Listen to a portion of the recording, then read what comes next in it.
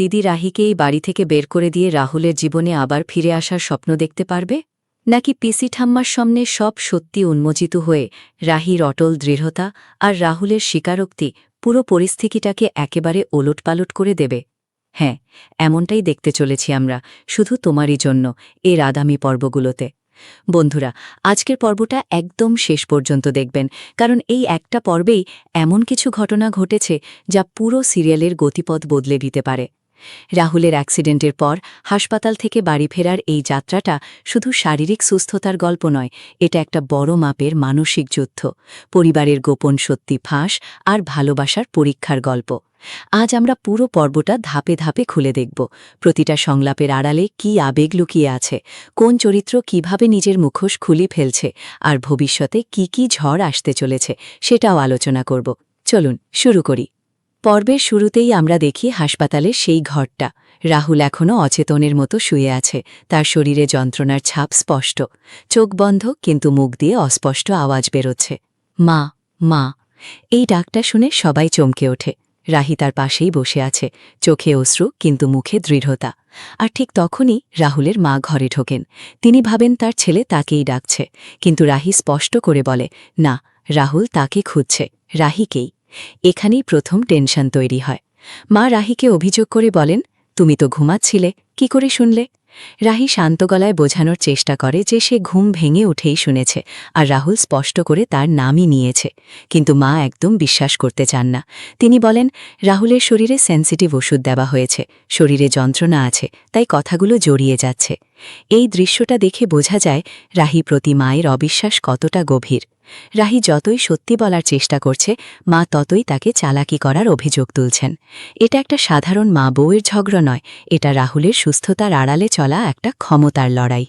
রাহুল একটু একটু করে চোখ খোলে, তার চোখে প্রথমে বিভ্রান্তি, তারপর স্মৃতি ফিরে আসতে থাকে। সে দেখতে পায় রাহিকে, তার মুখে একটা হালকা হাসি ফুটে ওঠে।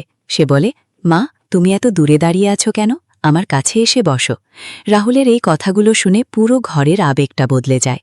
মা তার ছেলের মাথায় হাত বুলিয়ে দেন, জিজ্ঞেস করেন কেমন লাগছে। রাহুল বলে, সবাইকে দেখতে পেয়ে সব কষ্ট কমে গেছে।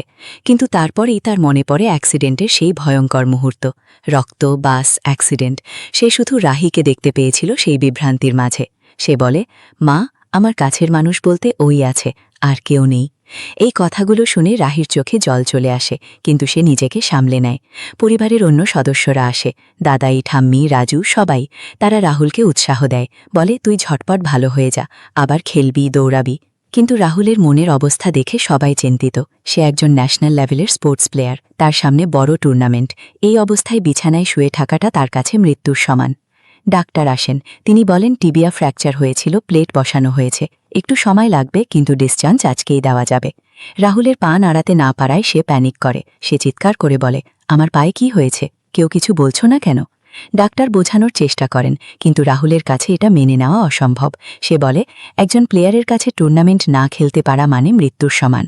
এখানে রাহুলের চরিত্রটা খুব স্পষ্ট হয়ে ওঠে। সে শুধু একজন অ্যাথলিট নয়, তার স্বপ্ন, তার পরিশ্রম সবকিছু যেন এক লহমায় ধুলোয় মিশে যাচ্ছে। রাহি আর মা তাকে শান্ত করার চেষ্টা করেন।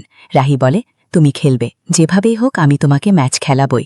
মা বলেন, বাড়ি যাও, সব ঠিক হয়ে যাবে। কিন্তু রাহুলের হতাশা কমে না। সে বলে, কিছু ঠিক হবে না মা, আমার সব শেষ। এই দৃশ্যটা দেখে দর্শকের মনও ভেঙে যায়। রাহুলের যন্ত্রণা, তার চোখের জল, তার ভাঙা স্বপ্ন সবকিছু এতটাই বাস্তব যে মনে হয় নিজের পরিবারের কেউ এই অবস্থায় আছে। হাসপাতাল থেকে বাড়ি ফেরার পরের দৃশ্যটা আরও টানটান। পরিবারের সবাই বাড়িতে ফিরেছে। রাহুলের অপারেশন সফল হয়েছে, পা ঠিক হতে সময় লাগবে, কিন্তু সে এখন অনেক বেটার।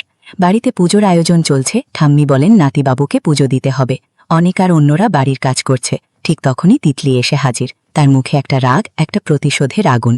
সে সোজা পিসি ঠাম্মার সামনে দাঁড়িয়ে বলতে শুরু করে, প্রত্যেকে তোমাকে মিথ্যে বলেছে, সবাই মিলে তোমাকে ঠকিয়েছে। পিসি ঠাম্মা অবাক হয়ে জিজ্ঞেস করেন, কি বলছো তুমি? তিতলি একদম থামে না। সে বলে, রাহুলের সঙ্গে আমার বিয়ে হওয়ার কথা ছিল। আমার দিদি রাহি আমাকে আর রাহুলকে ঠকিয়ে এ বাড়ির বউ হয়ে এসেছে। পাপ কখনো চাপা থাকে না। এই পাপের ফলেই রাহুলের এত বড় দুর্ঘটনা হয়েছে। সে আরও বলে, আমি রাগের মাথায় গয়নাগুলো সরিয়ে রেখেছিলাম। হ্যাঁ, চুরি করেছি, কিন্তু সেটা আমার রাগের কারণে। এই বাড়ির প্রত্যেকে আমার দিদিকে সাপোর্ট করেছে, সত্যি জেনেও মিথ্যে বলেছে। পুরো বাড়ি স্তব্ধ হয়ে যায়। পিসি ঠাম্মা রাহুলের দিকে তাকিয়ে জিজ্ঞেস করেন, এই মেয়ে যা বলছে সত্যি? রাহুল প্রথমে ইতস্তত করে, কিন্তু শেষমেশ স্বীকার করে, হ্যাঁ আমি আর রাহি। কিন্তু পুরো বিষয়টা পিসি ঠাম্মা আর অপেক্ষা করেন না। তিনি রেগে বলেন, তাহলে তো ঠিকই বলেছে এই মেয়ে। ও আসার পর একটার পর একটা অসভ্য জিনিস ঘটছে। গয়না চুরি, রাহুল প্রাণ হারাতে বসেছিল, সব হয়েছে এই মেয়ে আসার পর। তুমি এ বাড়ির কেউ না, আমি তোমাকে এ বাড়ির বউ বলে মানি না। এখানে তিতলির চোখে জয়ের ঝিলিক দেখা যায়। সে ভাবছে এবার তার দিদি বেরিয়ে যাবে।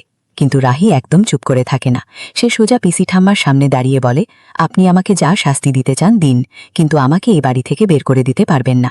আমি সব নিয়ম আচার মেনে অগ্নিকে সাক্ষী রেখে রাহুলের স্ত্রী হয়ে এই বাড়িতে প্রবেশ করেছি। আমি এই বাড়ি ছেড়ে কোথাও যাব না। আপনি যত অপমান করুন আমি সব শুয়ে নেব। আমি এই বাড়িতেই থাকব। এই মুহূর্তটা পর্বের সবচেয়ে শক্তিশালী। রাহির গলায় কোনো কাঁপুনি নেই, তার চোখে অশ্রু আছে, কিন্তু সে ভাঙছে না। সে জানে তার অবস্থানটা কতটা নড়বড়ে। পরিবারের সবাই তাকে সন্দেহ করছে, তিতলি সব সত্যি ফাঁস করে দিয়েছে, রাহুল নিজে স্বীকার করেছে। কিন্তু রাহি তার ভালোবাসা আর দায়িত্বের জোরে দাঁড়িয়ে আছে। অন্যদিকে তিতলি, সে তার বোনকে ধ্বংস করার জন্য যা কিছু করছে।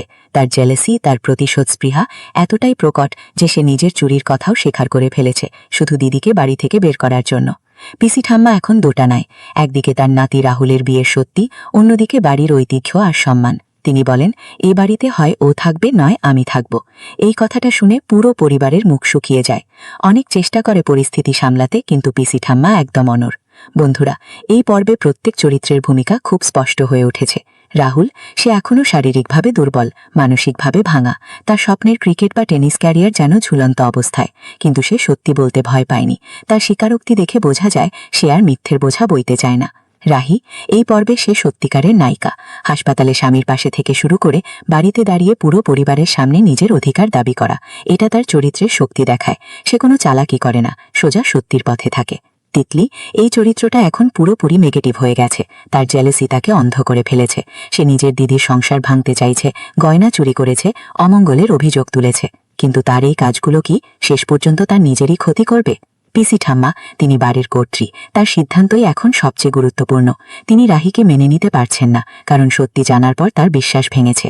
কিন্তু রাহির দৃঢ়তা দেখে তার মনে কি কোনো পরিবর্তন আসবে? আজকের পর্ব থেকে আগামী পর্বে কি ঘটতে পারে সেটা নিয়ে অনেক থিওরি তৈরি হচ্ছে। প্রথমত, পিসি ঠাম্মা হয়তো রাহিকে কিছু শাস্তি দেবেন, হয়তো বাড়ির কোনো কাজে নিযুক্ত করবেন বা তার সঙ্গে কথা বলা বন্ধ করে দেবেন।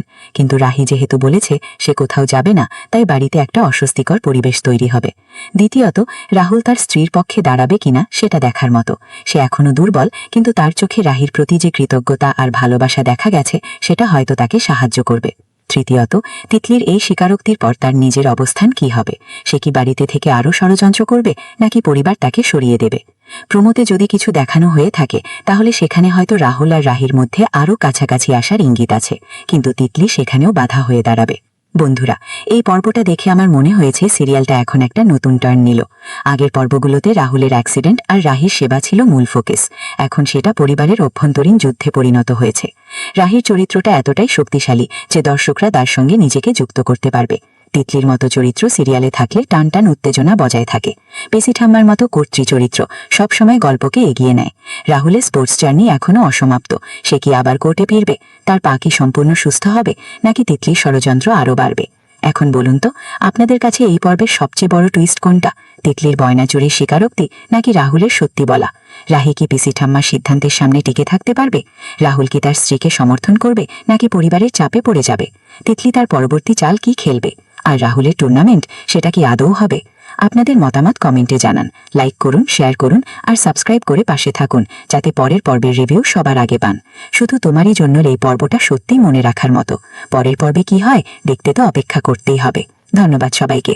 হাসপাতালে সেই প্রথম দৃশ্যটা যখন শুরু হয়, ক্যামেরা রাহুলের মুখের ক্লোজ আপে ফোকাস করে। তার কপালে ঘাম, চোখের পাতা কাঁপছে, চারপাশে মেশিনের বিপ বিপ শব্দ। রাহি তার হাত ধরে আছে, চুপচাপ বসে। তার চোখে অপেক্ষা, ভয় আর ভালোবাসা মিশে আছে। যখন রাহুল মা মা বলে ডাকে, রাহি প্রথমে চমকে ওঠে, কিন্তু তারপরেই বুঝতে পারে এটা তার জন্য। সে মাকে বলে, দেখুন ও তোমাকেই খুঁজছে। কিন্তু মা তোর আগে ফেটে পড়েন। তিনি বলেন, তুমি আমাকে শেখাবে আমার ছেলে আমাকে কি বলে ডাকছে? তুমি খুব চালাক মনে করো নিজেকে। এখানে মায়ের চরিত্রটা খুব জটিল। তিনি রাহুলকে ভালোবাসেন, কিন্তু রাহিকে এখনো পুরোপুরি মেনে নিতে পারেননি। হয়তো পুরনো কোনো ঘটনা বা তিতলির সঙ্গে রাহুলের সম্পর্কের কথা জানার পর থেকেই এই অবিশ্বাস। রাহি কিন্তু কোনো প্রত্যুত্তর না দিয়ে শুধু বলে, বিশ্বাস করুন ও আপনাকেই খুঁজছে। তার এই ধৈর্য দেখে সত্যিই প্রশংসা করতে হয়। যখন রাহুল পুরোপুরি জেগে ওঠে তার চোখে প্রথম যে মুখটা ধরা পড়ে সেটা রাহির। সে বলে, আমি ভেবেছিলাম আমার কাছের মানুষ বলতে ওই আছে। এই কথাটা রাহির জন্য একটা বড় প্রাপ্তি। সে যতই পরিবারের সঙ্গে লড়াই করুক, রাহুলের এই কথা তার মনে বল দেয়। তারপর যখন সে মাকে বলে মাথায় হাত বুলিয়ে দাও, মা তার ছেলেকে জড়িয়ে ধরেন। এই মা ছেলের বন্ধনটা খুব সুন্দরভাবে দেখানো হয়েছে। কিন্তু তারপরেই রাহুলের পায়ের সমস্যা জানার পর সবকিছু বদলে যায়। তার চিৎকার, তার হতাশা, কিছু ঠিক হবে না মা, আমার সব শেষ। এই লাইনগুলো শুনে দর্শকের চোখে জল আসবে। রাহুলের চরিত্রটা এখানে শুধু হিরো নয়, একটা সাধারণ মানুষ যার স্বপ্ন ভেঙে গেছে। স্পোর্টস প্লেয়ার হিসেবে তার পরিশ্রমের কথা মনে করিয়ে দেয় যে জীবন কতটা অনিশ্চিত। বাড়ির দৃশ্যে ফিরে আসি। তিতলি যখন ঢোকে, তার পোশাক, তার চোখের দৃষ্টি, সবকিছুতে একটা আক্রমণাত্মক ভাব। সে পিসি ঠাম্মাকে বলে, গতকাল সারা রাত প্রার্থনা করেছি, আজ সব সত্যি বলবো। এখানে তিতলির চরিত্রে দ্বৈততা দেখা যায়। একদিকে সে ধর্মীয়ভাবে নিজেকে সঠিক প্রমাণ করতে চায়, অন্যদিকে তার কাজগুলো একদম উল্টো। গয়না চুরির কথা স্বীকার করার সময় সে বলে, হ্যাঁ চুরি করে